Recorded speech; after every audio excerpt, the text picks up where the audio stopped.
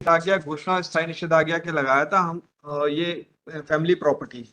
क्या है, किसने लगाया था, क्या फैमिली प्रॉपर्टी है, कौन किसकी अनावेदक अनावेदक श्रीमती। ढंग से बताइए, मैं कुछ कम पूछता हूँ आप एक आध शब्द बोल देते हो। सर, अनावेदक आप ऐसे बताइए जैसे दावे में आपको बताना हो। जी मान लो ट्रायल कोर्ट में खड़े होके आपको बहस करना है तो क्या करोगे, वो करो।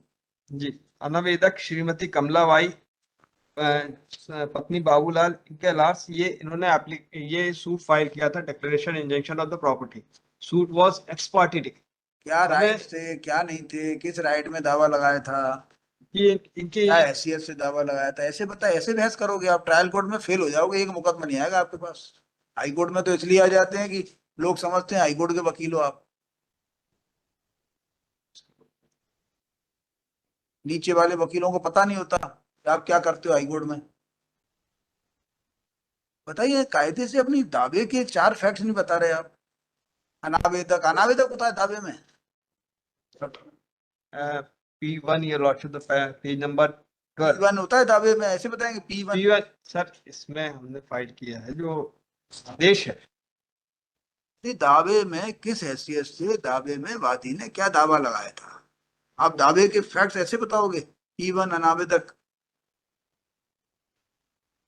वादी ने वादी बताइए ने नहीं, ऐसे करके वादी का नाम बताइए, इसने दावा लगाया, ये कहते हुए लगाया, इस प्रॉपर्टी का लगाया। P1 अनावेदक आवेदक, ऐसे दावे में P1 अनावेदक आवेदक थोड़ी होता है। नहीं, जो हमने एप्लीकेशन लगाई थी 913 की वो एप्लीकेशन। आप होगी 913 की, मैंने आपसे 913 का पूछा गया आपसे, नहीं, बात वो तो सुन लिया मैंने। बात का दावे का बताइए, दावे के क्या फैक्ट्स हैं। ये थोड़ी तब है कि आप 913 में आए तो आपको दावे के फैक्ट्स पता नहीं होना चाहिए, जी वो भी पता होना चाहिए। बिल्कुल। उसको भी आप बता सको, इतना आपको पढ़ना आवश्यक है। अभी ये कंसेप्ट की वजह से सर इसमें आया कि मैं ये एप्लीकेशन के आज आईए पे लगा सर, अब ये इसीलिए। पता ही नहीं चल रहा है ना, जिस जिस आदमी को बुलाना है उसकी यहाँ जरूरत है कि नहीं, whether she was party before the court, whether she was X party और Y party, she whether was she a daughter whether of she contested और 913। She was a daughter your lordship बस मैं द कुछ बोल रहा हूँ, आप daughter और सन बोल रहे हो। बार बार नोटिस जारी हुआ, अरे नोटिस में नोटिस जारी हो गया तो इसका मतलब कोई बड़ी बात हो गई, नोटिस जारी हो गया तो। Whether she is required to be served और not, nine for the purpose of 913, ये आपको पता ही नहीं है। इसको भी ट्रीट कर ले सर, तो फिर बहस कर ले या तो मतलब उसके पहले आप कुछ नहीं करोगे, नहीं सर। ये उसके पहले फाइल नहीं ये पढ़ोगे। एप्लीकेशन 520 की एप्लीकेशन लगाई है, पहले ही लगी सर हमारी एप्लीकेशन। 520 की एप्लीकेशन कब लगती है, क्या लिखा जाता है उसमें। ये नोटिस लौट के आया अनसर्व की, ये पता कोई गलत है आप। 520 लग जाती है, पता गलत आया तो तो 520 लग जाएगी। नहीं सर, इसमें हमने फिर दिया मुझे पता दिया। बताइए, यदि ये लिखा आया कि अपूर्ण पता है तो 520 मेंटेनेबल है। नहीं, अपूर्ण पता आया सर, उसमें ये मैरिड मुझे कई बताइए, डॉटर। जब ये लिखा हो वो पते पर अपूर्ण पता है तो 520 लगा सकते हो। नहीं, पता पूरा पूरा देना पड़ेगा और इसलिए हमने 520 कब लगती है। 520 है कि जब वो अवॉइड कर रहा फिर अवॉइड की बात तो बाद में आएगी, पहले वो ये तो पता लगा कि उसका पता वहां पे है कि नहीं। है।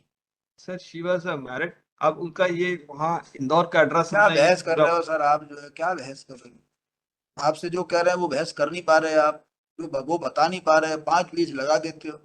सर 520 है कि जब अवॉइड कर रहा है सर्विस, बार फिर बार तो नोटिस हाउ जा हाउ रहा है। How 520 is maintainable today.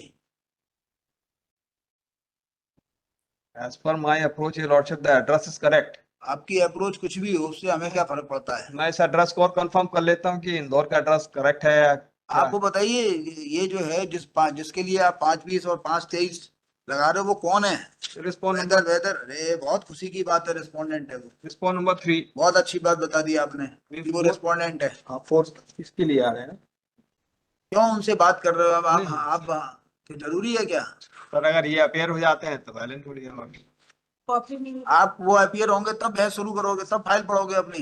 नहीं सर, आप ये फिर एप्लीकेशन हमने लगाई है रिस्पॉन्ड नंबर 3 और 4 के लिए। तो 4 इज सब as per the report.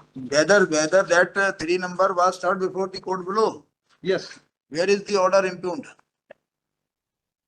Next P1 page 12।